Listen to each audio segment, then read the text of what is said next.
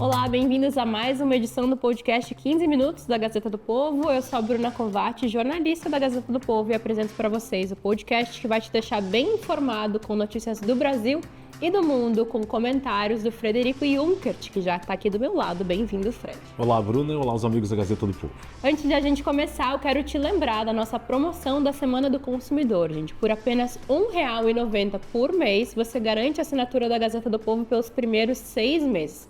Tá acabando essa promoção, então aproveita, aponta a câmera do seu celular para o QR Code e se torne um assinante da Gazeta do Povo.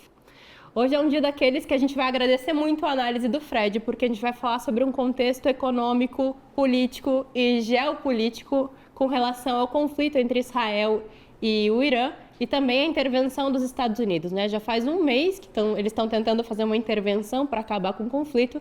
E nesse momento o presidente dos Estados Unidos, o Donald Trump, dá declarações que cada hora vão para um lado. Uma hora ele diz que está se acordando com o novo regime do Irã, e outra hora que ele está pronto para tomar um petroleiro, ou que então ele vai tentar tomar posse de uma ilha próxima, ali Washington vai tomar posse de uma ilha próxima ali da região do conflito. Fred, em que ponto a gente está e o que a gente pode analisar de tudo isso?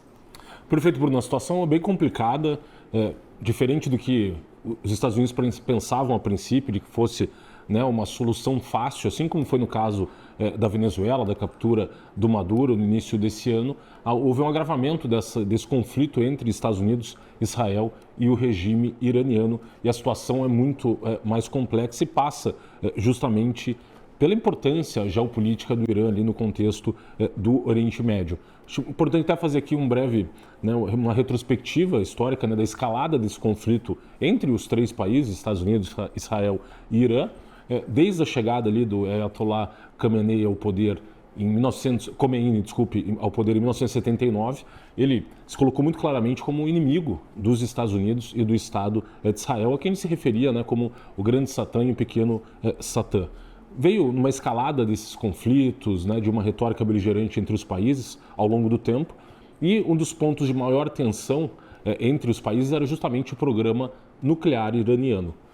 O Irã chegou a se comprometer com a ONU de que desenvolveria ali a energia nuclear para fins pacíficos, meramente para fins ali científicos, e não o enriquecimento do urânio para fins de armamento nuclear. No entanto, conforme acusações de uma série de países do mundo, o Irã violou essa iniciativa de desenvolvimento do urânio e estava enriquecendo o urânio para fins de armamento nuclear e, portanto, os Estados Unidos, especialmente depois de outubro de 2023, quando tiveram aqueles atentados, no dia 7 de outubro, atentados terroristas, ingressando inclusive os terroristas dentro do Estado de Israel e matando civis, houve essa escalada de tensão no Oriente Médio, que redundou em junho do ano passado na denominada Guerra dos 12 Dias, quando Israel faz uma série de ataques aéreos contra instalações nucleares iranianas, e inclusive os Estados Unidos fizeram aquele grande bombardeio que redundou em uma destruição parcial do programa nuclear iraniano. Dentro desse contexto, no final do ano passado, em dezembro, houve uma série de manifestações populares no Irã, ali no território do país como um todo, especialmente diante do agravamento da situação econômica do país, com a inflação descontrolada e o embargo econômico que gerou prejuízos econômicos evidentes à população. Nessa escalada de manifestações no país, houve a repressão violenta dessas manifestações.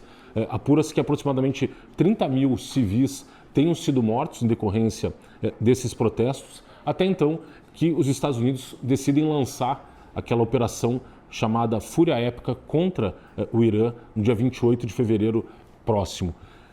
Essa ofensiva militar redundou na morte do grande líder do regime iraniano, o Ayatollah Khamenei, justamente ele que era o grande líder do regime desde 1989, com a morte do Ayatollah Khomeini, e ele acabou sendo executado, assim como as principais lideranças do regime. Houve a troca, obviamente, dessas lideranças, e o próprio filho do Ayatollah Khamenei foi indicado como grande líder do regime, inclusive violando ali a própria legislação iraniana, que proibia que se né, de qualquer maneira, houvesse a transferência de poder dentro de uma mesma família, até porque havia, por parte, né, do regime teocrático, críticas à dinastia Reza Pahlavi, que foi a dinastia deposta lá em 1979. No entanto, diante da morte, do assassinato do grande líder iraniano, o seu filho acabou então sendo indicado como novo grande líder. E qual que é a dificuldade principal hoje em relação ao regime iraniano? Primeiro, se vê um enraizamento, né, das estruturas ali de poder, especialmente da Guarda Revolucionária, que é o braço repressivo e armado do regime, que ela não só desempenha uma função ali policial e policial política, mas também administra grande parte da vida econômica do regime iraniano. Segundo apurações ali, quase 30% das atividades, né, e da atividade econômica do regime passam ali pelo controle da Guarda Revolucionária, que administra empresas estatais, dentre outras áreas da vida econômica iraniana. E, então, uma dificuldade de achar a dissidência suficiente dentro do regime para fazer uma transição de uma ditadura teocrática para uma democracia. E em relação, especificamente, né, ao agravamento dessa crise, ele passa justamente pelo Estreito de Hormuz, onde ali trafegam 20% do petróleo exportado mundialmente. Então, é um ponto estratégico no comércio global e está sob controle dentro do território iraniano. O Irã, tão logo foi atacado, decide fechar e bloquear parcialmente o estreito, impedindo ali que embarcações dos países aliados dos Estados Unidos no Oriente Médio possam exportar seu petróleo pela via marítima. E aí o Trump, então, dá essa declaração muito forte de que ele está avaliando a possibilidade de fazer uma tomada da ilha de Karg. E essa ilha tem uma importância fundamental dentro do contexto iraniano, porque ela é responsável, essa ilha, ela é uma ilha pequena ali de 8 km², 20 mil habitantes aproximadamente. Esses 20 mil habitantes que são dedicados justamente à indústria petrolífera, trabalhadores da indústria petrolífera iraniana, e essa ilha é responsável por 90% do petróleo exportado pelo Irã. E os Estados Unidos estão ameaçando fazer a tomada militar dessa ilha justamente em função do bloqueio do Estreito de Hormuz, como uma tentativa de pressionar o regime iraniano a parar, inclusive, os seus ataques ali no Oriente Médio, inclusive ataques que atingiram, por exemplo, Dubai, né, e outras cidades muito importantes ali no Oriente Médio. Então, o Trump chegou a dar essa declaração nesse último final de semana, dizendo o seguinte: para ser honesto, minha ideia favorita é tomar o petróleo do Irã, mas algumas pessoas estúpidas nos Estados Unidos dizem: por que você está fazendo isso? Mas são pessoas estúpidas. Talvez tomemos a ilha de Karg, talvez não. Temos muitas opções. Isso também significaria que teríamos que ficar lá na ilha de Karg por um tempo. E ele também deu uma declaração dizendo o seguinte, que há grandes progressos nas negociações com figuras paralelas ao atual líder supremo, e disse além disso, que se por algum motivo um acordo não for alcançado em breve, o que provavelmente acontecerá, e ele deu até o dia 6 de abril para que se chegue a um acordo, e se o Estreito de Hormuz não for aberto para negócios imediatamente, encerraremos nossa adorável estadia no Irã, explodindo e obliterando completamente todas as suas usinas de energia, poços de petróleo e a ilha de Karg, que ainda não tocamos de propósito. E ele se refere também às próprias usinas de dessalinização, sabe, a importância ali da água, é uma região desértica ali, o Oriente Médio, e aproximadamente 400 usinas de dessalinização no Oriente Médio como um todo. O próprio Irã ameaçou que, se os Estados Unidos fizerem novos ataques contra o seu território, que eles vão destruir essas usinas dos outros países do Oriente Médio. Então, é um cenário mais complexo do que aquele que nós identificamos, né, em relação à Venezuela, em que Maduro foi preso. Inclusive, o próprio Maduro teve uma segunda audiência na semana passada, esteve lá com o juiz do distrito de Manhattan, para continuidade do processo contra ele, dentre outras coisas ali, respondendo pelo crime de tráfico internacional de drogas, e essa pressão do presidente americano em relação ao regime do Irã, ameaçando tomar uma nova medida militar. Tanto assim que havia presente ali na região do Oriente Médio aproximadamente 40 mil homens, soldados americanos, e eles aumentaram esse efetivo para 50 mil soldados, dentre os quais a chegada nessa semana de 2.500 fuzileiros navais e 2.500 marinheiros. E são esses fuzileiros navais, tropas especiais, como aquelas ali foram utilizadas para a captura do Maduro no início desse ano. Esse efetivo de 50 mil homens não seria suficiente para uma incursão em terra no Irã. A gente está falando de um país que tem quase um terço do território americano e 93 milhões de habitantes. só para daqui, né, fazer a título de comparação, em operações militares na região, o Estado de Israel, para fins ali de controlar a faixa de Gaza, depois dos atentados de outubro de 2023, eles se utilizaram de 300 mil homens para conseguir estabelecer um controle sobre a faixa de Gaza. Da mesma maneira, quando os Estados Unidos fizeram um ataque contra o Iraque em 2003, se utilizaram ali mais ou menos de 250 mil soldados. Então, nesse cenário, 50 mil soldados não seriam suficientes para ter uma iniciativa militar dentro do território iraniano, mas eventualmente fazer uma tentativa de estabelecer um controle sobre essa ilha, que é muito importante do ponto de vista estratégico ali para a região. Além disso, há um desgaste do próprio Trump hoje nos Estados Unidos em relação a esse conflito contra o Irã, dentro daquele movimento do MAGA, ali, movimento conservador americano. Uma das plataformas de campanha do Trump foi justamente evitar iniciar novas guerras e fazer incursões terrestres em território americano, justamente um desgaste, e ele está passando por esse desgaste em relação a uma parcela muito grande do movimento conservador americano, em especial pelo que eles veem como uma influência muito grande do Estado de Israel dentro da política interna americana e uma insatisfação, então, com essa incursão militar americana no Irã. E por isso até que o Trump tem dado essas declarações dúbias se vai ou não, né, aumentar o efetivo de tropas ali para que efetivamente os Estados Unidos façam uma incursão terrestre no Irã, porque ele sabe que isso pode repercutir, e ainda mais nesse ano, que é um ano, né, em que há eleições de meio de mandato, ali, disputa de vagas, especialmente na Câmara dos Deputados, e a preocupação de que ele venha a perder a maioria que ele tem hoje nas duas casas congressuais americanas. Então, é um cenário difícil que coloca o presidente americano na berlinda também, considerando que a situação é muito mais complexa do que pareceria à primeira vista. E, além disso, o Trump deu uma declaração em relação à questão do petróleo e países amigos ali de Cuba. Ele, né, como a gente começou falando aqui da questão da própria Venezuela, a captura do Maduro, e o Trump tem dado declarações crescentes de que quer ver uma mudança de regime em Cuba. E um dos mecanismos dos quais ele está se utilizando para pressionar o regime cubano era justamente também o embargo em relação ao petróleo que abastece a ilha. O principal fornecedor de petróleo até então era a Venezuela. Com a captura do Maduro, ele impede que a Venezuela continue exportando e dando o petróleo, aproximadamente 20 mil barris de petróleo por dia, que eram fornecidos para a ilha caribenha, e agora ele, né, pontualmente autorizou que um petroleiro russo pudesse atracar em Cuba para fornecer 730 mil barris de petróleo bruto ao regime cubano, considerando justamente um cenário ali de apagões diários que a ilha está sofrendo por falta justamente de energia. Ele disse o seguinte, que temos um petroleiro lá, não nos importamos que alguém descarregue um navio em Cuba porque eles precisam sobreviver. Se um país quiser enviar petróleo para Cuba agora, não tem problema nenhum. Prefiro deixar entrar, seja a Rússia ou qualquer outro, porque as pessoas precisam de aquecimento, refrigeração e todas as outras coisas necessárias. E então você vê também ele aumentando, e sempre nessa estratégia, né, dúbia, aumenta a pressão, depois alivia um pouco a pressão, até para deixar um canal aberto de diálogo também agora, e um dos canais de diálogo em relação a Cuba com o neto do Fidel Castro. Então é um cenário complexo. E só para concluir também, o próprio Estado de Israel está sendo questionado em relação, nesse último final de semana, domingo de Ramos, que é uma data importante do calendário cristão, em que o patriarca da Igreja Católica em Jerusalém, o senhor cardeal Per Batista Pizzaballa, ele foi proibido de ingressar na Igreja do Santo Sepulcro para realizar a missa do domingo de Ramos. Isso gerou uma grande repercussão internacional, fortes críticas ao Estado de Israel, que alegou justamente que os ataques do Irã não havia como garantir a segurança ali dessas lideranças religiosas para a realização da missa.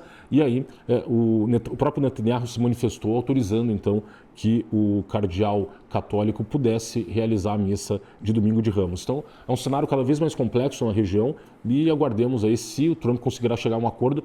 A data definida até dia 6 de abril com o Irã, justamente considerando esse contexto de aumento até do preço do petróleo em função do bloqueio do Estreito de Hormuz, Bruna. Fred, muito obrigada. Como a gente fala sempre aqui, vocês vêm muito além da notícia, né? Todo esse cenário todo e para entender melhor o que está acontecendo no mundo. Eu vejo vocês nos próximos episódios, mas antes disso, não se esqueçam, gente, promoção da Semana do Consumidor. Se torne um assinante da Gazeta do Povo, R$ 1,90 pelos primeiros 6 meses. Aproveite!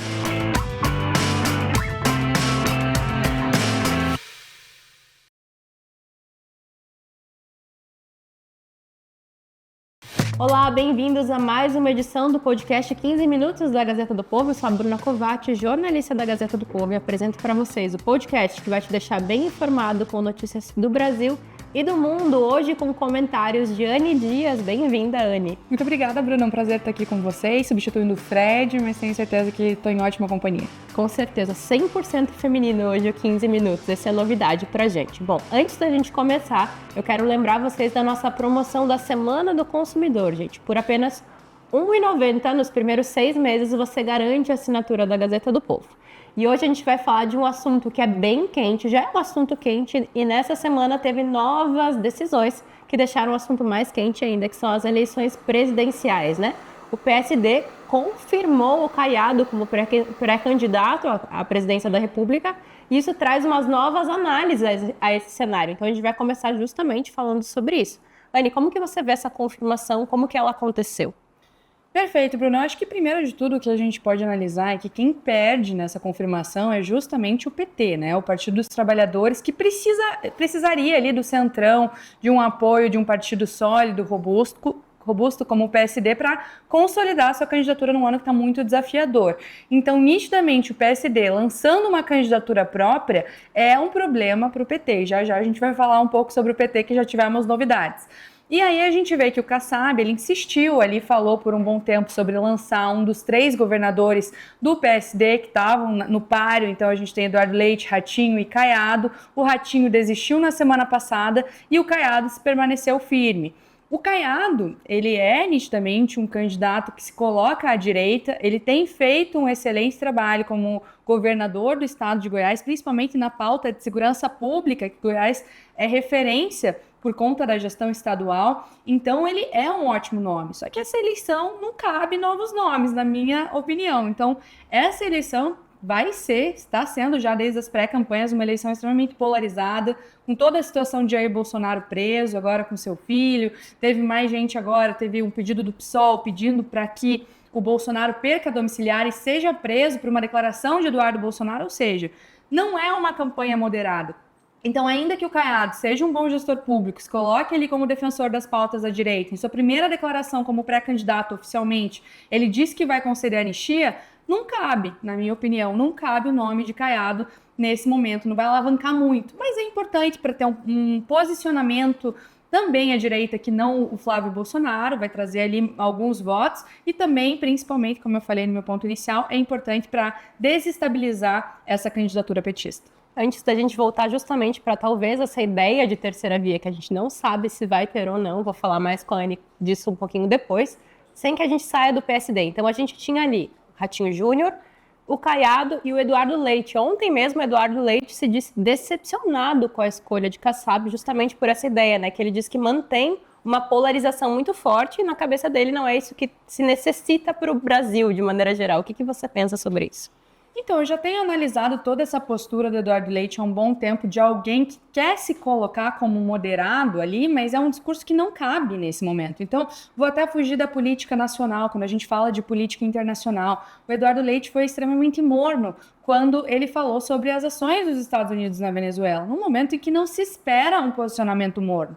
E agora, ele insiste nesse discurso de pacificação e está muito polarizado, a gente tem que buscar uma terceira via, quando de fato está muito polarizado. De fato, a gente tem um ex-presidente preso, a gente tem pessoas ainda sem anistia, as famílias pedindo por anistia. A gente tem cada vez mais o Supremo ultrapassando ali as suas competências. Agora, no caso do Banco Master, a gente vê uma impunidade atrás da outra. Esse contrato de 129 milhões que não foi explicado até agora, mas o Alexandre de Moraes insiste em dizer ali que vai retirar a domiciliar de Bolsonaro, concedida por questões de saúde. Então, claro, um discurso moderado até pode colar bem numa entrevista ou outra, pode trazer ali uma imagem de alguém mais sério, mais moderado, etc. Mas não é o que o Brasil espera agora. Então, Bruna, eu vejo que o Eduardo Leite já se perdeu há um bom tempo. Não era um dos nomes. Dentre os 3 que você citou, eu via como o pior nome, se fosse a escolha do Kassab, com certeza Eduardo Leite. Agora, a gente tem com certeza ainda, pelo que a gente tem visto nas pesquisas, né, o Flávio como principal candidato de direita. Caiado com certeza não é um candidato de centro, né? Ele é um candidato de direita também. Mas aí a gente tem que vou te perguntar, o que você acha? O PSD, ele quer ganhar uma eleição do PT, ele se soma nessa ideia de juntar votos num primeiro momento para decidir no segundo turno, ou a intenção de fato é a Câmara dos Deputados, de somar força e ter uma bancada maior também? Eu não vejo a menor possibilidade do Caiado emplacar de fato a eleição. Claro, na política a gente fala que até vaca voa, né? Então tudo pode acontecer, mas no cenário que está posto com Flávio Bolsonaro herdando de uma maneira muito rápida todo o capital político do seu pai, ele cresceu muito rápido nas pesquisas, ninguém esperava que ele ia pontuar tanto. E aí também uma outra questão para a gente analisar. A gente tem Flávio Bolsonaro, obviamente, como um candidato da direita, mas ele está buscando o eleitorado moderado. Então, ele está ali com um discurso mais moderado. No Dia das Mulheres, ele fez ali umas campanhas no seu Instagram sobre o Dia das Mulheres, num tom extremamente moderado. E o Flávio, eu vejo que é o único candidato que consegue fazer isso, consegue buscar o público mais centrista sem se descolar da direita, porque ele herda o próprio sobrenome, né? Ele é um Bolsonaro. Então, nitidamente, que ninguém vai dizer que ele não está representando a direita. Se a gente vê um movimento de busca pelos votos do centro por outros candidatos, isso não vai acontecer, como é o caso do Eduardo Leite, o Caiado pode cair nesse mesmo problema. Então, essa busca pelos votos de centro vai ser uma disputa tanto do Flávio quanto do Lula, que agora a gente também vai falar um pouquinho do Lula, que ele está tentando, obviamente, buscar os votos de centro, porque os da esquerda raiz, ele tem, apesar de toda essa crise de corrupção e impunidade, ele segue pontuando ali com esse público esquerdista. Qual que você acha que são os principais temas da direita nesse momento, fora a anistia? O que pode agregar os votos para a direita brasileira nesse momento? Primeiro, eu acho que a gente precisa falar de segurança pública, né? Um tema que esteve muito em alta no ano passado, principalmente por conta da Operação do Rio de Janeiro, onde ficou escancarado uma realidade que o Brasil inteiro já conhece. A gente está falando de 25% da população brasileira que vive em áreas comandadas pelo crime organizado, que a polícia não chega.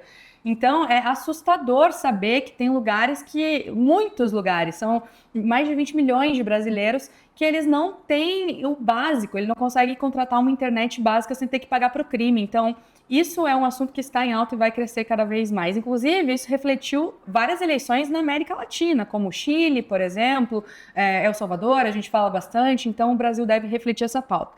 E a segunda pauta, que também não dá para descartar, e está, infelizmente, mais em alta do que nunca, não sei do que nunca, porque no Brasil sempre esteve em alta, é o combate à corrupção. Então, a gente está falando aqui desses dois grandes escândalos, INSS e Banco Master, em que a gente vê o sistema se blindando, o sistema trabalhando para não expor ali o caso de corrupção do filho do presidente, do irmão do presidente, ou de ministros do STF que estão se blindando um dia atrás do outro. Um ministro dá uma decisão para blindar o outro ministro.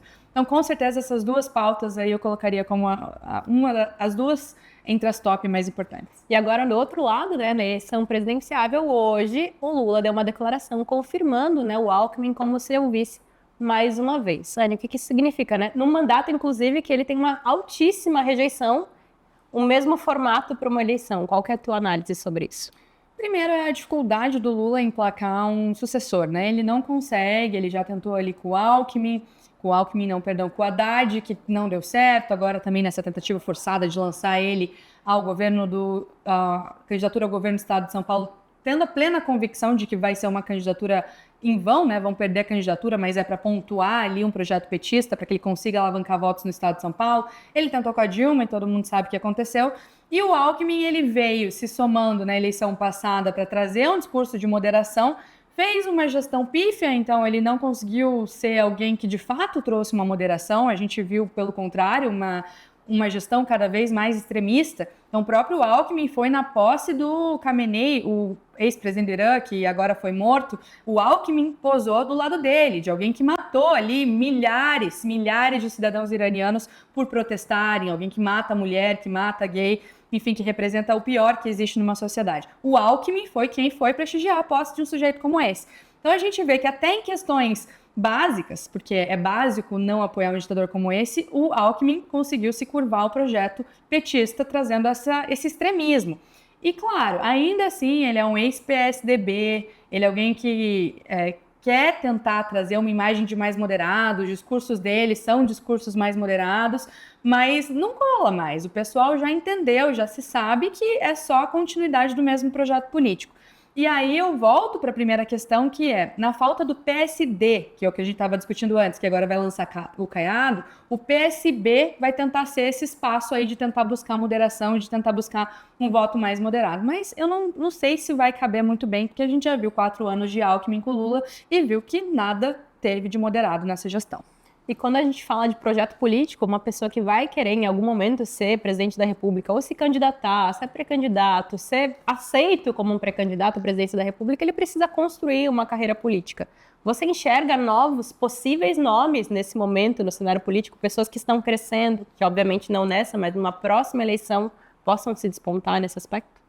Eu acho que tem vários nomes aí se lançando, né? Muito se discute o que pode acontecer, mas a política é muito rápida, tudo muda muito de uma hora para outra. Então, até 4 meses atrás, a gente estava discutindo aqui o Tarcísio, e muito se falava que o Tarcísio não ia sair agora para sair numa próxima, mas se ele fizer uma gestão não tão boa, o nome dele pode se apagar. Isso também foi discutido quando a gente falou sobre o Ratinho, muita gente falou, não, porque ele é jovem, ele quer disputar a presidência, só que esse não é um bom ano para ele. Quando ele sai da disputa, ele recua, inclusive vale destacar isso também, ele recuou no momento em que o PL apoiou aqui no estado do Paraná o governador Sérgio Moro, ou seja, é alguém que estava fora do grupo do Ratinho, que estava crescendo nas pesquisas. O candidato do Ratinho estava fraco nas pesquisas e segue fraco nas pesquisas, até se discute se ele vai manter o candidato que ele até então estava apoiando, que é Guto Silva. Então a gente vê um enfraquecimento do Ratinho, que embora ele possa ter desenhado ali uma estratégia para se lançar agora ou esperar para se lançar na próxima, não é assim que a política funciona. Aí, fora esses nomes, a gente vê nomes que estão no páreo. Então, o próprio governador Romeu Zema vai insistir, até então, até o dia de hoje, ele é pré-candidato à presidência da República, é um bom nome, fez um excelente trabalho em Minas Gerais, só que, de novo, não vejo que cabe um nome dele para vencer as eleições nesse ano, acho que não é isso que a população está pedindo. O Caiado também é um bom nome, apesar de já estar na política há um bom tempo. O Caiado disputou a primeira eleição presidencial, as eleições diretas que a gente teve em 89, então não é um nome tão novo, mas eventualmente ele pode crescer. Só que é muito difícil prever. O que a gente consegue ver o que está acontecendo é a herança de Bolsonaro. E quem tem o sobrenome Bolsonaro conseguiu herdar esse capital e despontou muito na frente. E aí, Bruna, só para finalizar esse meu comentário, a gente lembrar, até uns meses atrás, quando a gente falava de sucessão do Bolsonaro, a gente não falava de Flávio, a gente falava de Eduardo, e a Michelle entrava também uma vez ou outra. Então, nem o próprio Flávio, que agora está despontando nas pesquisas, há 4 ou 5 meses atrás não era colocado assim. Então, não tem como a gente definir. Tem muito chão ainda para rolar até a gente chegar nesses novos nomes. E para a gente finalizar hoje o episódio, como a gente está só em mulheres, e você mesma falou da Michelle, como que fica a Michelle nesse cenário? Como que você enxerga o caminho político dela nesse momento? Então, a Michelle, a gente tem que lembrar também que ela está numa situação humana bem instável, de estar nessa situação agora com o marido dela em domiciliar. Aí viu o filho do marido dela, Eduardo Bolsonaro, lá na CIPAC, fazendo um comentário que, na minha opinião, devia ser livre, cada um tem que falar o que quiser, mas ele, enfim, não critico e nem julgo o Eduardo Bolsonaro por ter feito esse comentário, mas o comentário dele foi, vou mostrar esse vídeo para meu pai.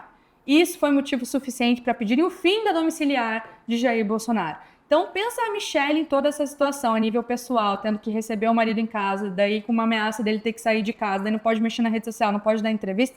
Então, nitidamente, a carreira política dela também é afetada.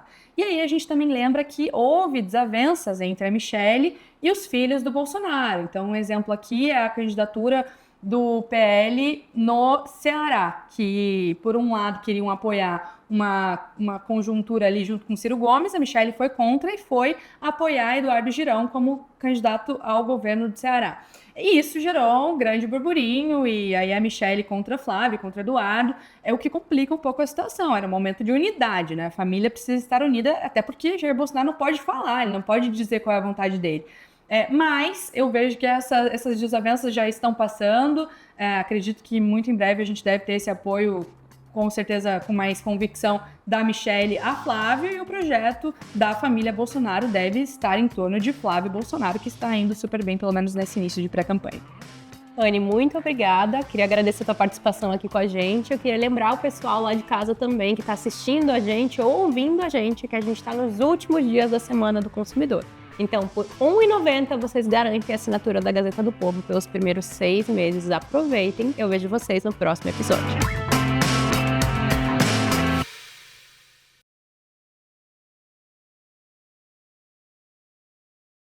Olá, sejam muito bem-vindos a mais um episódio do podcast 15 Minutos da Gazeta do Povo, podcast onde você fica bem informado com notícias do Brasil e do mundo, com comentários do Frederico Junkert, que já está do meu lado. Bem-vindo, Fred. Olá, Bruno, e olá os amigos da Gazeta do Povo. Antes da gente começar, gente, é o último dia para vocês aproveitarem a promoção da Semana do Consumidor. Com apenas R$ 1,90 ao mês, você aproveita a assinatura da Gazeta do Povo pelos primeiros 6 meses. Não vai perder, é o último dia.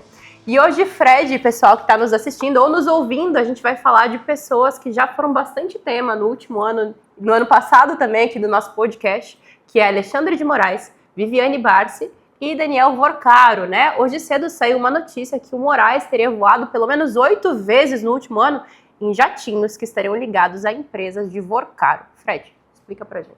Pois é, Bruno, cada dia que passa, os laços entre Vorcaro e o Alexandre de Moraes vão ficando mais evidentes e vão surgindo novos elementos que comprovam uma relação aí de longo tempo entre Vorcaro e Alexandre de Moraes. E a última delas foi justamente a comprovação de que Alexandre de Moraes e sua esposa viajaram no mínimo 8 vezes no ano passado, entre maio e outubro, em aviões que pertencem a uma empresa ligada ao Daniel Vorcaro. Essa empresa que tem como sócio o Fundo Patrimonial Blue, um fundo pertencente ao Daniel Vorcaro. Dentre essas 8 viagens, 7 se deram por meio de um avião que tem autorização para fazer táxi aéreo, ou seja, o fretamento ali de voos, e uma dessas ocasiões por meio de um outro avião que não tem autorização para fazer táxi aéreo. O escritório Barsi de Moraes veio a público para se explicar em relação a mais um fato envolvendo a família Barsi de Moraes e o Daniel Vorcaro, e disse o seguinte, que o escritório Barsi de Moraes afirma que contrata diversos serviços de táxi aéreo e que entre os que já foram em algum momento contratados está o da empresa Prime Aviation, que tem como sócio nesse fundo ligado ao Vorcaro. Em nenhum dos voos em aeronaves da Prime em que viajaram integrantes do escritório, no entanto, estiveram presentes Vorcaro ou Fabiano Zettel. Além disso, todos os valores eram pagos compensando os honorários advocatícios nos termos contratuais. A contratação desses serviços de táxi aéreo segue critérios operacionais e não envolve qualquer vínculo pessoal com proprietários de aeronaves ou operadores específicos. O escritório ainda afirma que nenhum de seus advogados conhece Fabiano Zettel, com quem jamais tiveram qualquer espécie de contato. Além disso, nenhum integrante do escritório jamais voou em aviões de Vorcaro ou do Fabiano. Os dados que apontariam viagens de integrantes do escritório não trazem qualquer informação específica sobre os voos, fazendo ilações com base em suposta presença na base aérea. Então, você vê uma tentativa de negar que estivesse ali presente o Vorcaro e o Fabiano Zettel, o que nem foi afirmado na reportagem. A reportagem apenas fez menção ao fato de que eles se utilizaram dessas aeronaves. E eles não negam aqui nessa nota que, inclusive, os valores eles teriam pago por esse fretamento das aeronaves mediante ali uma compensação dos próprios honorários, ou seja, a utilização dessas aeronaves decorre justamente do contrato celebrado entre o escritório Barsi de Moraes e o Banco Master. E aqui eu acho importante a gente fazer uma retrospectiva de tudo que já veio a público envolvendo a família Barsi de Moraes, o Alexandre de Moraes e o Daniel Vorcaro. A primeira informação que veio ao conhecimento do público envolvendo essa relação foi por meio de uma reportagem da jornalista Malu Gaspar em 11 de dezembro do ano passado, quando ela falou que o escritório Barsi de Moraes havia sido contratado pelo Banco Master por 129 milhões de reais. Naquele momento, inclusive, Malu Gaspar foi acusada nas redes sociais e foi muito atacada, alegando-se que ela estava propagando uma fake news, que aquele contrato não existiria, e o que se comprovou que, de fato, esse contrato existe e tem esse valor expressivo que não é usual na prática do mercado jurídico. Na sequência, em 22 de dezembro, a Malu Gaspar novamente traz informação de que Alexandre de Moraes teria pressionado, por meio de ligações telefônicas, o Gabriel Galípolo, presidente do Banco Central, em favor dos interesses do Banco Master. No dia seguinte, 23 de dezembro, a própria Eliana Cantanhede e o David Friedlander também confirmaram que, num único dia apenas, Alexandre de Moraes teria ligado 5 vezes para o Galípolo, presidente do Banco Central, pressionando em relação às operações ali e a liquidação extrajudicial do Banco Master, para além daquela questão envolvendo a não autorização de compra do Banco Master pelo BRB. E naquele momento, o ministro Alexandre de Moraes, no dia 23 de dezembro, diante da pressão e das informações envolvendo essas ligações entre ele e Galípolo, ele veio a público por meio de duas notas. A primeira publicada às 9h26, do dia 23 de dezembro passado, dizendo o seguinte, que o ministro Alexandre Moraes esclarece que, em virtude da aplicação da Lei Magnitsky, recebeu para reuniões o presidente do Banco Central, a presidente do Banco do Brasil, o presidente e o vice-presidente jurídico do Banco Itaú. Além disso, participou da reunião conjunta com os presidentes da Confederação Nacional das Instituições Financeiras, o ex-deputado federal Rodrigo Maia, da FEBRABAN, do BTG e dos vice-presidentes do Santander e Itaú. Em todas as reuniões foram tratados exclusivamente assuntos específicos sobre as graves consequências da aplicação da referida lei, em especial a possibilidade da manutenção de movimentação bancária, contas correntes, cartões de crédito e débito. E às 9h26 da noite do mesmo dia ele soltou uma segunda nota. Falou o seguinte, que o ministro Alexandre Moraes esclarece que realizou em seu gabinete 2 reuniões com o presidente do Banco Central para tratar dos efeitos da aplicação da Lei Magnitsky. A primeira no dia 14 de agosto, após a primeira aplicação da lei, e a segunda no dia 30 de setembro, após a referida lei ter sido aplicada em sua esposa no dia 22/9. Em nenhuma das reuniões foi tratado qualquer assunto ou realizada qualquer pressão referente à aquisição do BRB pelo Banco Master. Esclarece ainda que jamais esteve no Banco Central e que não existiu qualquer ligação telefônica entre ambos, para este ou qualquer outro assunto. Por fim, esclarece que o escritório de advocacia da sua esposa jamais atuou na operação de aquisição BRB Master perante o Banco Central. No dia 27 de janeiro desse ano, surgem mais 2 informações publicadas pela jornalista Andresa Matais, em que ela fala que o seguinte, que o Alexandre Moraes esteve no mínimo 2 vezes, em 2 ocasiões, na mansão de Daniel Vorcaro, em Brasília. A primeira dessas vezes, em 6 de novembro de 2024, quando eles foram lá acompanhar a apuração do resultado eleitoral presidencial americano, quando Trump vence a eleição para a presidência americana, no dia 6 de novembro de 2024, e a segunda ocasião, no primeiro semestre de 2025, em que estiveram presentes Alexandre Moraes, o então presidente do BRB, Paulo Henrique Costa, e o próprio Vorcaro, e nessa reunião o Moraes teria pressionado o presidente do BRB para que ele adquirisse o Banco Master. E o ministro Alexandre Moraes também publicou uma nota à época, falou o seguinte, a matéria do portal Metrópole sobre uma suposta reunião do ministro Alexandre Moraes, acompanhado por um assessor com o então presidente do BRB, Paulo Henrique Costa, no fim de semana do primeiro semestre de 2025, na casa do banqueiro Daniel Vorcaro, é falsa e mentirosa. Essa reunião não ocorreu e, lamentavelmente, segue um padrão criminoso de ataques desqualificados contra os integrantes do STF. Veja, ele não nega que esteve na casa do Vorcaro e só nega que esteve presente nessa reunião com o presidente do BRB. Mas em relação, por exemplo, ao fato dele ter ido lá no dia da eleição americana, ele nada menciona.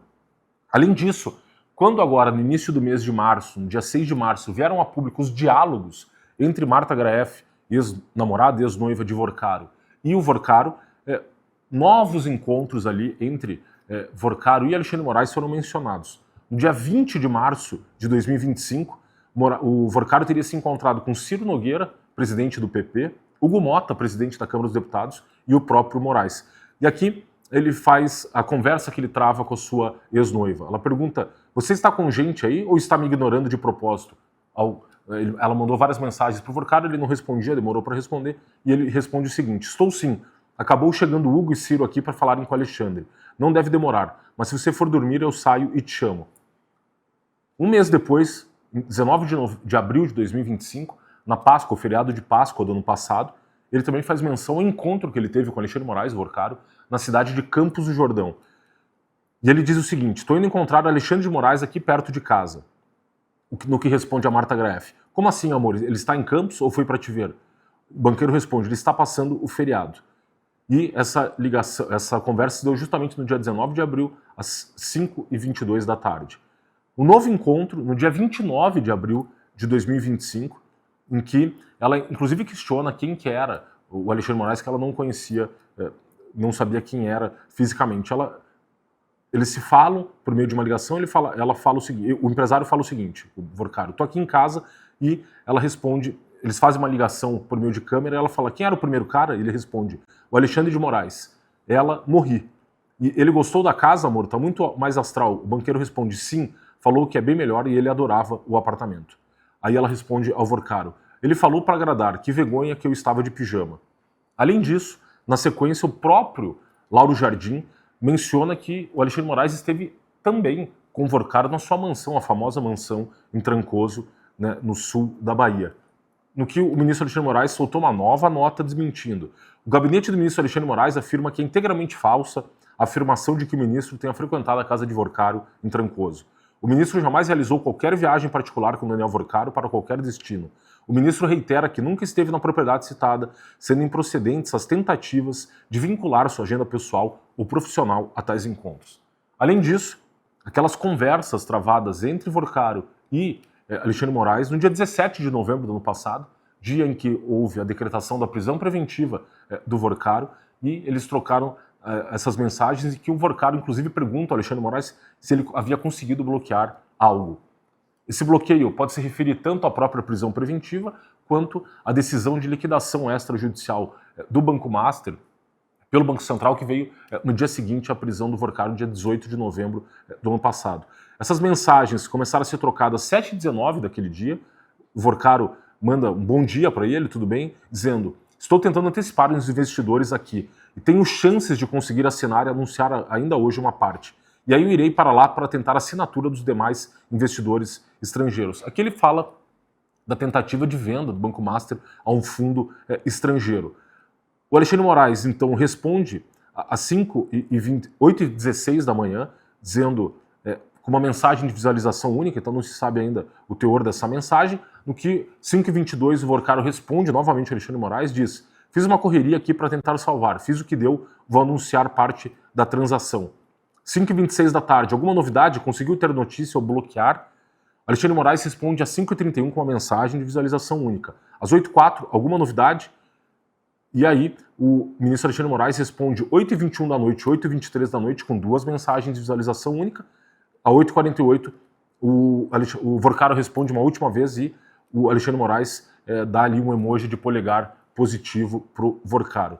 Então, para além disso, de todos esses fatos aqui, né, que mostram uma relação sólida, duradoura entre Alexandre de Moraes e o Vorcaro, eles estiveram juntos no dia 25 de abril de 2024 em Londres, lá na degustação do Whisky Macallan, no George Club, em Londres, naquele evento que o Banco Master patrocinou, com a presença de vários integrantes do Supremo Tribunal Federal, e também em novembro de 2022, num jantar em Nova York, no restaurante Fazano de Nova York, justamente naqueles eventos em que o próprio ministro Alexandre de Moraes, o Luiz Roberto Barroso, foram ali criticados e objeto de uma manifestação de brasileiros residentes nos Estados Unidos contra os ministros do Supremo, em que o ministro o Luiz Roberto Barroso deu aquela famosa e falou aquela famosa frase: perdeu Mané, não a mola. Então há essa relação longa entre Vorcaro e Alexandre de Moraes, e esse último fato agora dos voos só comprova, né, que essa relação, há muito o que ser explicado sobre essa relação entre os dois. Há uma expectativa agora com a própria delação premiada do Daniel Vorcaro. Ela está sendo negociada e foi assinado aquele termo de confidencialidade entre ele, Ministério Público Federal e Procuradoria-Geral da República. Há uma expectativa de que em 60 dias se consiga concluir esse acordo de colaboração, e há três pontos principais aí que têm sido objeto de divergência, segundo apurações entre o Vorcaro e esses órgãos, Ministério Público e Polícia Federal. O primeiro deles, o tempo de pena que comportaria esse acordo, quanto tempo o Vorcaro teria que ficar preso, né, para pagar pelos crimes praticados. O segundo deles, a questão da devolução dos valores que foram desviados pelo Banco Master, né, para ressarcir o Fundo Garantidor de Crédito. E o terceiro aspecto, justamente essa relação entre Vorcaro, Alexandre de Moraes, e entre Vorcaro e o próprio ministro Dias Toffoli. E os investigadores querem saber se esses contratos, né, e essa relação duradoura entre esses personagens se trata de fato ali de um crime, prática do crime de corrupção e lavagem de dinheiro, como acontece no caso do Banco Master em relação, por exemplo, àqueles dois servidores de carreira do Banco Central que, a título de prestação de contato de consultoria, na verdade estavam sendo corrompidos pelo banqueiro Daniel Vorcaro. Bruno. Fred, muito obrigada. Esses fatos, inclusive novos, estão dando bastante repercussão internacional. A gente vai acompanhando aqui, trazendo todas as novidades para vocês, com análises do Fred. Mas eu quero dizer, antes da gente terminar, para vocês não deixarem de assinar, gente. Último dia da promoção da Semana do Consumidor da Gazeta do Povo, apenas R$ 1,90 a mensalidade pelos primeiros 6 meses. O restante do que acontece nesse caso, Vorcaro, Alexandre de Moraes, Viviane Bartz, muito mais, você acompanha aqui com a gente nos próximos episódios. A gente se vê lá.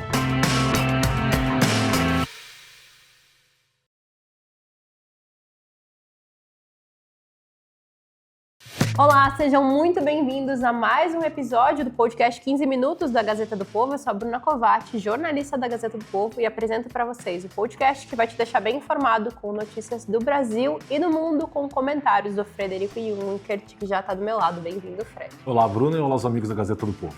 Antes de começar, eu quero te mostrar uma nova promoção da Gazeta do Povo de assinatura. Por apenas R$ 1,90 por mês, você acessa o conteúdo ilimitado até as eleições. Por que isso, gente? Porque a gente quer dar embasamento e informação para vocês nesse momento tão importante da democracia brasileira, que é o momento das eleições, o momento do voto, em que vocês decidem o que acontece com o país. Então, sejam bem embasados. E aqui, ó, a oferta da Gazeta do Povo. Hoje a gente vai falar, inclusive, falando em democracia, sobre mais um relatório americano que foi divulgado, falando um pouquinho sobre excessos de Alexandre de Moraes, um pouco sobre censura. Fred, quem vai comentar, claro, é você. Pois é, Bruna, você vê que o ministro Alexandre de Moraes há muito tempo se transformou num símbolo global da censura, e esse relatório publicado pelo Comitê Judiciário da Câmara dos Deputados americana reforça ainda mais essa má fama do ministro no mundo. Há todo um contexto por trás da publicação desse relatório, e esse relatório ele foi publicado pelo Comitê Judiciário da Câmara dos Deputados americana, que é o equivalente da nossa CCJ, Comissão de Constituição e Justiça. Esse comitê é o comitê mais importante dentro do Congresso americano, justamente porque trata de coisas envolvendo o sistema judicial americano, mas questões também sensíveis da liberdade de expressão, das Big Tech, e eles costumam fazer investigações antes de criar alguma solução legislativa para um determinado problema político, social. Eles fazem uma longa investigação sobre o tema, tentam aprender ali o máximo de aspectos sobre um determinado fenômeno, e então criam uma solução legislativa. E esse relatório publicado por esse comitê em relação ao Brasil e a atuação do ministro Alexandre de Moraes busca justamente trazer elementos para que os Estados Unidos façam uma lei tratando do perigo hoje da censura global, especialmente por países ali como a Austrália, Reino Unido e o Brasil. O Brasil tem uma peculiaridade em relação, por exemplo, à Austrália e o Reino Unido, porque a censura nesses países costuma partir dos órgãos de regulação da comunicação, que são órgãos vinculados ao Poder Executivo. Já no caso do Brasil, a censura tem partido principalmente do Poder Judiciário, e dentro do Poder Judiciário, do seu órgão de cúpula, o Supremo Tribunal Federal, o gabinete do ministro Alexandre de Moraes.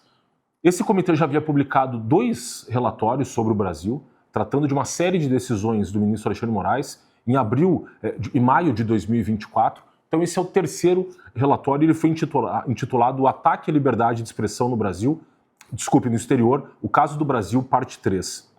E eles apontam ali quais os principais problemas hoje envolvendo essas decisões do ministro Alexandre de Moraes. O primeiro dos tópicos é a questão das ordens globais de censura. E por quê? Porque essas ordens judiciais do ministro Alexandre de Moraes, elas não buscam, quando removem conteúdo, bloqueiam perfis de usuários, limitar essa censura ao território brasileiro. Ele pretende, por meio das suas ordens de censura, que esse conteúdo seja removido globalmente e que pessoas em outros países do mundo não consigam acessar esses conteúdos. É o que a gente denomina ali de efeitos extraterritoriais de uma decisão. E os Estados Unidos buscam justamente hoje resolver esse problema, impedir que funcionários, burocratas de outros países do mundo consigam interferir no debate público americano. E essas decisões do ministro Alexandre de Moraes buscam justamente isso. É importante dizer que esse relatório tem um apêndice com 709 páginas, com uma série de decisões sigilosas do ministro Alexandre de Moraes.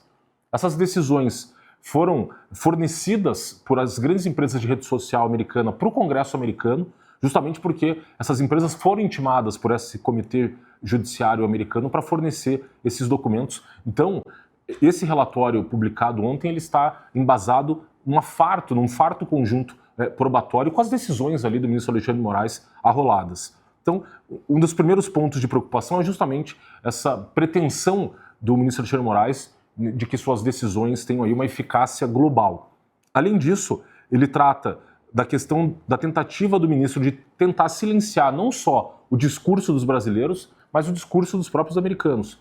Seja de cidadãos americanos que falam sobre a realidade brasileira, ou de brasileiros residentes nos Estados Unidos, que tenham de qualquer maneira o seu conteúdo publicado cerceado pelo ministro. Então, essas decisões do ministro não se limitam a atingir cidadãos brasileiros. Além disso, e aqui um ponto importante, que é um alerta feito nesse relatório, de que o governo brasileiro se articulou com demais governos do mundo, e o caso sensível aqui é justamente da Austrália e do Reino Unido, para coordenar as ações desses sensores ao redor do mundo. E essa iniciativa se deu no laboratório de observação da internet na Universidade de Stanford, no estado da Califórnia, e contou com a participação de uma série de reuniões ali com uma funcionária do Ministério das Relações Exteriores do Brasil, uma diplomata brasileira, a senhora Mariana Ferreira Celli. Ela é vice-cônsul do Brasil na cidade de São Francisco, no estado da Califórnia. E o que diz o relatório sobre a participação dessa funcionária pública brasileira nesse esforço global, né, de praticar censura nos vários países do mundo? Que a supervisão do comitê mostrou como o Observatório da Internet de Stanford desempenhou um papel central ao lavar pedidos de censura do governo dos Estados Unidos para as plataformas de redes sociais, permitindo que autoridades do governo americano silenciassem certas vozes de forma encoberta para influenciar a eleição presidencial americana de 2020. Aqui é um ponto interessante que o governo Biden se valia desse laboratório para pressionar as redes sociais a remover conteúdo do ar. Porque o governo americano está impedido pela primeira emenda de censurar qualquer tipo de discurso, e aí ele se utilizava, então, desse laboratório da Universidade de Stanford para pressionar indiretamente as redes sociais americanas. E aí diz, na sequência, depois que o comitê expôs o quanto esse laboratório facilitava a censura doméstica de discursos americanos, a Universidade de Stanford o desativou. Mas Stanford não cessou completamente seus esforços de censura. Documentos entregues ao comitê mostram que em 24 de setembro de 2025, Stanford realizou um evento de mesa redonda intitulado Compliance Enforcement num cenário de mudança rápida, em que reuniu autoridades estrangeiras de regimes que têm construído o nascente regime global de censura, incluído o Brasil. Mariana Ferreira Celli, vice-cônsul do Brasil em São Francisco, juntou-se a figuras como Julie Grant, comissária do órgão de comunicação da Austrália, Gerard Graff, enviado sênior da União Europeia para assuntos digitais nos Estados Unidos, Julia Geneletti, oficial de política da Lei de Serviços Digitais da União Europeia, que é justamente a lei que regulamenta o uso de redes sociais no âmbito europeu, e Jonathan Porter, que é o conselheiro econômico sênior do Escritório de Comunicações Ofcom do Reino Unido. E o propósito aparente do evento era reunir formuladores de políticas, acadêmicos e especialistas experientes do Vale do Silício para discutir o estado de conformidade e aplicação de regulamentações existentes relacionadas à confiança e segurança online. E, na realidade, essa mesa redonda reuniu autoridades estrangeiras que têm diretamente atacado discursos americanos e representam uma séria ameaça à primeira emenda. Além disso, eles fazem menção aqui ao Moraes, o ministro Moraes, silenciando opositores políticos. Eles citam claramente o caso do Eduardo Bolsonaro. Diz aqui o relatório, muitas das ordens de censura do ministro Moraes têm como alvo seus opositores políticos, tanto dentro quanto fora do Brasil, às vésperas das próximas eleições presidenciais brasileiras. Por exemplo, entre setembro de 2025 e fevereiro de 2026, o ministro Moraes emitiu diversas ordens contra Eduardo Bolsonaro, filho do ex-presidente Jair Bolsonaro e irmão de Flávio Bolsonaro, um dos principais candidatos da eleição presidencial brasileira, que atualmente vive nos Estados Unidos, é um dos principais defensores da imposição de sanções americanas contra o ministro Moraes. E aqui eles fazem um alerta sobre o impacto dessas decisões do ministro Moraes nas eleições de 2026. Segue o relatório. A campanha de censura e lawfare do ministro Moraes atinge o coração da democracia brasileira e ameaça a liberdade de expressão na América. O irmão mais velho de Eduardo, Flávio, é um dos principais candidatos na eleição presidencial brasileira, com pesquisas mostrando que ele e o atual presidente Luiz Inácio Lula da Silva estão virtualmente empatados às vésperas das eleições de outubro de 2026. As ordens de censura e o lawfare do ministro Moraes contra a família Bolsonaro e seus apoiadores podem prejudicar significativamente sua capacidade de falar online sobre assuntos de importância pública nos meses que antecedem a eleição presidencial brasileira. E aqui eles tratam também de um outro ponto importante, que foi a tentativa do ministro Alexandre Moraes de proibir com que as pessoas se utilizassem de VPN para contornar esse bloqueio da internet. Que o VPN é justamente o serviço que propicia você acessar conteúdos aí de outros países ou do seu próprio país quando eles estão bloqueados por meio desse serviço. E o ministro Alexandre Moraes, quando ele proibiu a utilização do X no Brasil em setembro de 2024, ele acabou também proibindo que as pessoas baixassem esses aplicativos de VPN e que se utilizassem desses aplicativos para furar esse bloqueio e essa censura. E, no entanto, o ministro Alexandre Moraes impôs ali uma multa de R$50 mil para qualquer cidadão brasileiro que se utilizasse de VPN para acessar o X naquele período em que o X ficou bloqueado. E, além disso, eles tratam da questão de que o Brasil retirou um regime de proteção, né, da responsabilidade legal das plataformas de redes sociais com o julgamento do Marco Civil da Internet em junho do ano passado. Esse julgamento foi um marco ali na questão da regulamentação das redes sociais no Brasil, por quê? O Supremo considerou o artigo 19 do Marco Civil da Internet inconstitucional e estabeleceu todo um novo marco regulatório das redes sociais no país, desconsiderando o Marco Civil da Internet, que era uma lei, né, de 2014, foi muito discutida à época, antes de ser aprovada, justamente para assegurar que houvesse uma regulamentação das redes sociais, mas respeitando a liberdade de expressão dos usuários. E eles fazem menção aqui, inclusive, uma fala do Gilmar Mendes, muito importante, e diz o seguinte, o relatório: em junho de 2025, o Supremo brasileiro retirou as proteções de responsabilidade legal das plataformas de redes sociais que não removerem imediatamente certos conteúdos sinalizados por usuários. O ministro do Supremo, Gilmar Mendes, colega do ministro Moraes, pareceu reconhecer as ambições do Brasil de moldar o discurso online em todo o mundo, ao observar que a decisão poderia criar palavras do Gilmar Mendes, entre aspas, paradigma para o mundo sobre como lidar com as redes sociais, fecha aspas. Preocupantemente, a decisão do STF brasileiro provavelmente irá esfriar a liberdade de expressão em todo o mundo ao incentivar as empresas de redes sociais a removerem proativamente conteúdos, inclusive nos Estados Unidos, para evitar responsabilidades. Inclusive aqui nesse trecho da fala de Gilmar Mendes é importante destacar o trabalho da Gazeta do Povo. Eles fazem menção a uma reportagem da Gazeta publicada pelo jornalista Guilherme Grande. Fazendo nessa reportagem, o jornalista analisou justamente essa fala do Gilmar Mendes e você vê a Câmara dos Deputados americana fazendo menção a essa reportagem e o importante trabalho da Gazeta do Povo. Por fim, na conclusão, eles falam o seguinte, que as ordens globais de remoção do Brasil, sua coordenação com censores americanos e estrangeiros e sua retirada de proteções legais para plataformas americanas de redes sociais representam uma ameaça à liberdade de expressão dos americanos. Essas ações mostram que o Brasil não busca apenas silenciar dissidências políticas dentro de suas fronteiras, mas em vez disso busca suprimir a liberdade de expressão em todo o mundo, inclusive nos Estados Unidos. O comitê continuará sua supervisão sobre as ameaças de censura estrangeira para informar a elaboração de legislação que proteja os direitos fundamentais dos cidadãos americanos. E aqui é um ponto importante justamente porque o pano de fundo desse relatório é o estudo de uma legislação chamada The Granite Act, em que eles buscam fazer com que decisões, né, de órgãos públicos estrangeiros que busquem censurar conteúdo publicado por usuários americanos, que essas decisões não consigam produzir efeitos dentro do território americano. E essa é a questão justamente discutida naquele processo movido pela empresa Rumble contra o ministro Alexandre de Moraes no estado da Flórida. Aí o Estado Nacional não poderia alegar sua imunidade processual diante do Poder Judiciário americano para, de qualquer maneira, tentar executar suas ordens de censura. E os agentes públicos de países estrangeiros envolvidos nesses atos de censura também seriam obrigados a pagar uma indenização aos indivíduos atingidos por essas decisões ilegais. Essa legislação já está tramitando no Wyoming, em New Hampshire, e agora esse comitê judiciário está em preparação de um projeto de lei, junto com a Sarah Rogers, que é responsável pela questão da liberdade de expressão no Departamento de Estado americano, para aprovar uma legislação semelhante em âmbito nacional, né, em âmbito federal, nos Estados Unidos. Então, o pano de fundo desse relatório é justamente a discussão e, né, reunir elementos para essa proposta legislativa desse Granite Act. Tanto assim que em relação ao processo da Rumble contra o Alexandre de Moraes, o próprio advogado da empresa Rumble, o Martin De Luca, tratou disso. Ele falou assim, há muito tempo vimos alertando, por meio do caso da Rumble na Flórida, sobre os riscos e ambições de Alexandre de Moraes.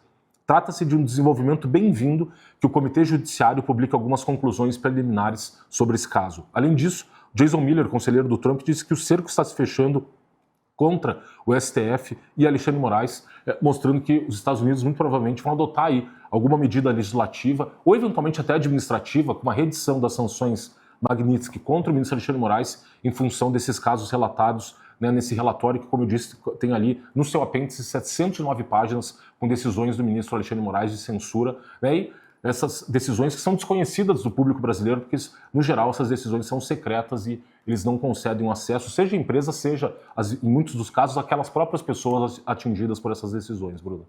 Fred, muito obrigada mais uma vez por explicar as coisas para a nossa audiência. Gente, eu deixo para vocês um até logo, porque esse é meu último dia com o Fred aqui no 15 Minutos. Eu tenho mais uma edição ainda, encontro vocês amanhã, mas amanhã é com o Paulo Pozonoff Júnior. Eu espero vocês lá. Já me despeço do Fred. Fred, obrigada de novo. Valeu, É sempre um obrigado. prazer estar aqui com você. Obrigado. E para vocês, gente, promoção nova, apenas R$ 1,90 pelos primeiros 6 meses para assinar a Gazeta do Povo. Não vai perder, hein? Até mais.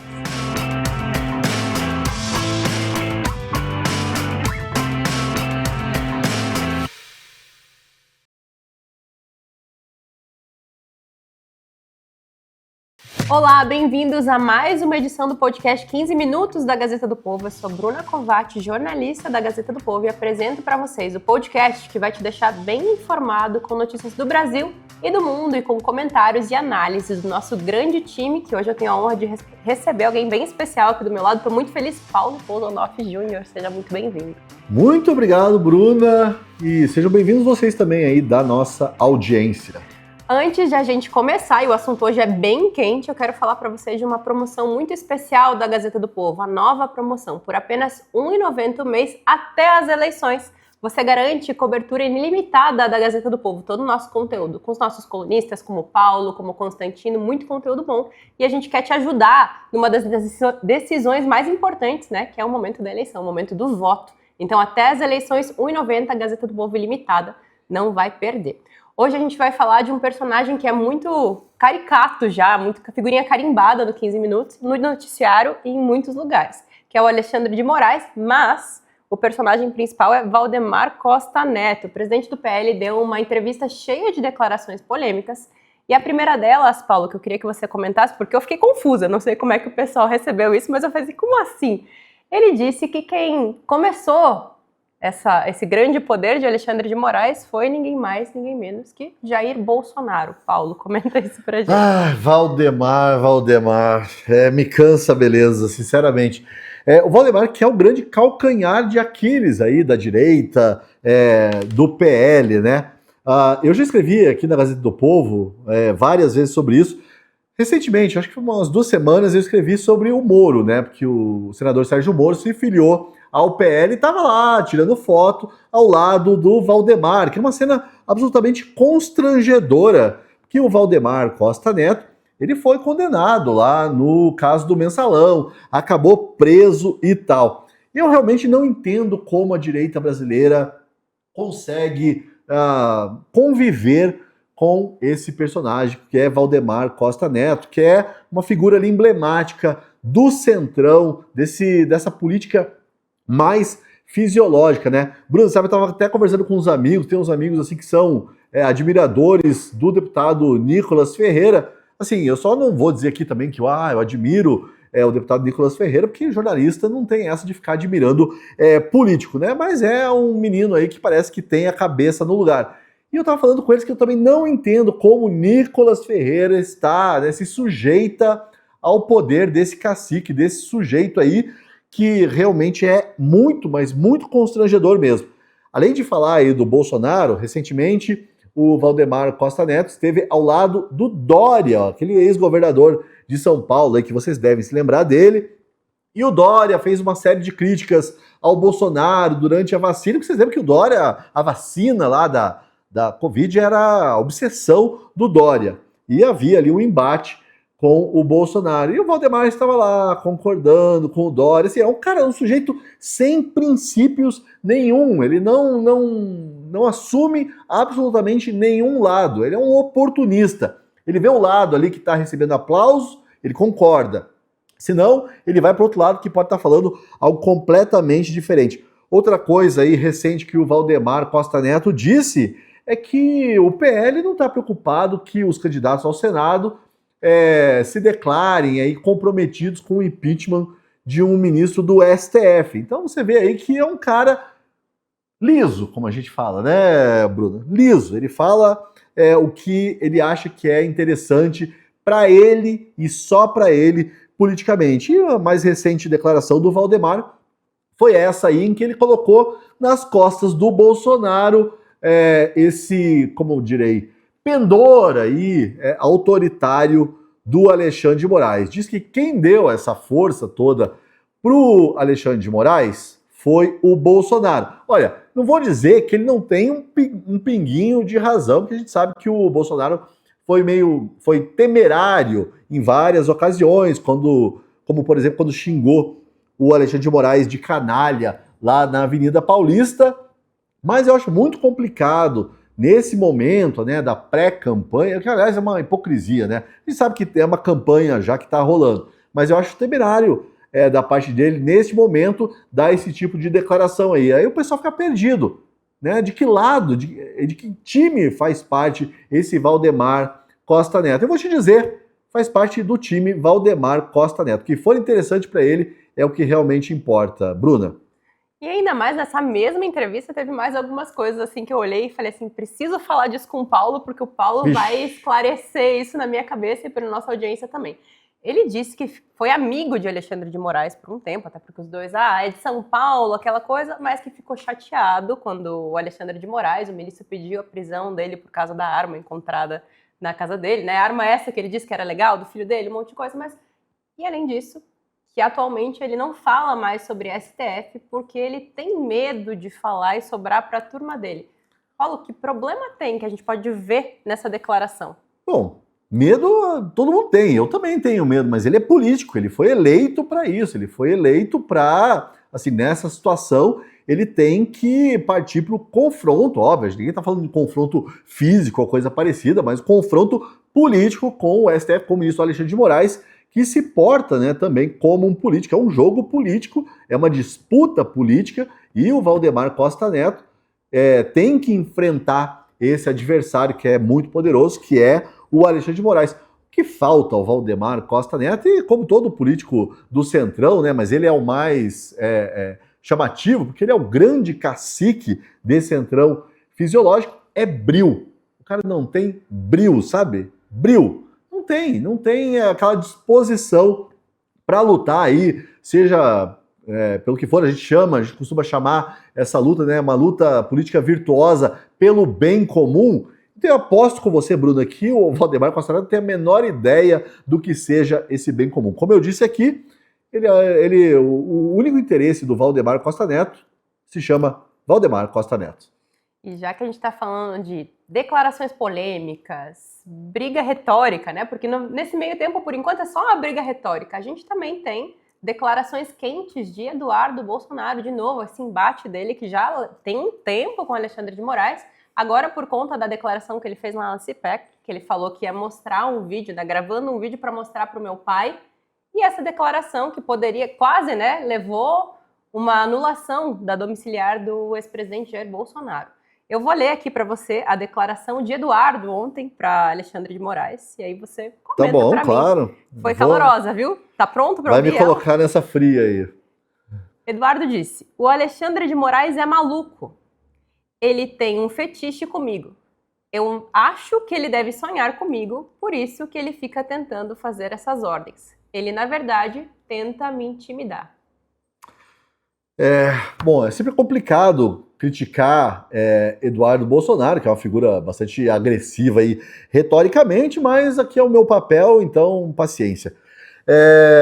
Eu acho, assim, o Eduardo Bolsonaro faz parte de uma direita que confunde coragem com temeridade, sabe? Essa coisa que não é prudente. Prudente no sentido de você usar tudo que você sabe, você ser inteligente e se posicionar de uma forma inteligente que não vá te trazer mais problemas. Essa é a grande busca, né, de todo ser humano, e eu acho que um político muitas vezes confunde essa prudência com covardia e acaba partindo para esse tipo de atitude que é, na verdade, temerária, não traz absolutamente nada de bom.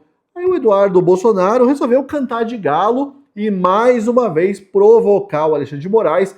A gente já viu aí, Bruna, várias vezes o Alexandre de Moraes vai dobrar, vai triplicar, vai quadruplicar a aposta. Ele não tem medo. Então é o Eduardo Bolsonaro fazendo esse papel aí de criança birrenta, na verdade, ele que está lá nos Estados Unidos, fica provocando o Alexandre de Moraes. Eu, quando vi lá o vídeo, ele mostrando, né, o vídeo no CEPAC, dizendo que estava mostrando para o Bolsonaro, na hora eu já falei, cara, esse cara aí, assim, ele não entendeu que o jogo é o seguinte, o Alexandre de Moraes tem poder, tem muito poder, e ele não tem pudor nenhum, ele não vai ter pudor nenhum de retirar aí essa prisão domiciliar, que foi conquistada a duras penas até, né? pela Michele, também o Flávio, junto ao Alexandre de Moraes, ele não vai ter pudor nenhum, porque ele quer punir realmente o Bolsonaro. E o Eduardo tá aí fazendo esse joguinho para a plateia, querendo ganhar like, querendo ganhar aplauso, querendo posar de herói e acaba falando esse monte de bobagens. Tem também uma bobagem recente que ele falou, Bruna, dizendo que essa eleição que é muito importante para a família, assim, a leitura que muita gente faz disso, eu até entendi, sabe, Eduardo, o que você quis dizer, mas a leitura que muita gente vai fazer dessa sua fala, dizendo que essa eleição tem ali um interesse próprio da família, é que a eleição só tem o interesse próprio da família. Então, assim, não é um momento simples, não é um momento de ficar bancando aí o corajoso, o impetuoso, é um momento extremamente delicado. Tem sim que pisar em ovos, tem que ser mais inteligente do que, assim, se jogar nesse vulcão aí da nossa política brasileira. Bruna. O novelo de lã dessas eleições está bem complexo, né? Então a gente tem todos esses personagens e eu até queria te perguntar, assim, na tua visão, o que esses últimos acontecimentos, e se a gente olhar o relatório, mais um relatório americano apontando que o Alexandre de Moraes estaria, na verdade, censurando as pessoas, interferindo inclusive nos Estados Unidos e que isso pode ser prejudicial à nossa democracia. Como que você enxerga esse novelo de lã com todos esses personagens nesse momento? Bruna, eu acho assim, não vai interferir em muita coisa além do que já está interferindo, né? Até recentemente a gente teve uma discussão aí eu acho bastante interessante, eu gosto bastante de conversar e de discutir com as pessoas sobre o voto do Flávio Bolsonaro no PL da misoginia. Enfim, isso aí eu duvido que dure até as eleições, acho que eles vão acabar arranjando problemas muito maiores.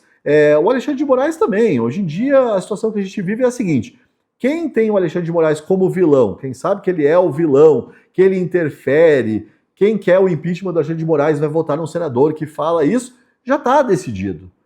E quem acha que o Alexandre de Moraes é o salvador da pátria, o salvador da nossa democracia, também não me parece muito disposto a mudar de ideia. Então, assim, a gente vem aqui, a gente conversa, a gente discute, porque, enfim, é o nosso trabalho e também, no meu caso, é um prazer, mas eu acho que, no final das contas, eu duvido que esses acontecimentos recentes tenham influência ali para as eleições que daqui a 6 meses, né? Isso aí, tá chegando já. Exatamente. Então, Paulo, muito obrigada. Com a sua participação, eu encerro a minha participação nos 15 minutos, porque no próximo episódio a Rossana já está de volta. Estava aqui cobrindo férias da Rossana e para mim foi um prazer enorme dividir prazer foi nosso ter você aqui. Para o pessoal que está de casa, já que a gente falou que a eleição está chegando, não se esqueçam da nossa promoção, gente. Por apenas R$ 1,90 por mês, vocês garantem a assinatura da Gazeta do Povo, gente. Ilimitada, todos os conteúdos. Se você quer ler mais Pousonoff, todo dia tem uma coluna lá cedinho. Ele tá mandando pra gente lá assim, olha aqui minha coluna de hoje, vale a pena ler também, não fica só no 15 minutos, tá? Eu vejo vocês em breve, eu espero. Até mais! Olá, eu sou a Rossana Bittencourt da Gazeta do Povo. Espero que você tenha gostado do vídeo. Aqui na tela você pode clicar em outras opções para continuar acompanhando nossas análises e comentários. E não esqueça, assinando a Gazeta do Povo, você apoia o jornalismo independente, garante acesso a conteúdos exclusivos e fortalece nosso trabalho aqui no YouTube. Muito obrigada!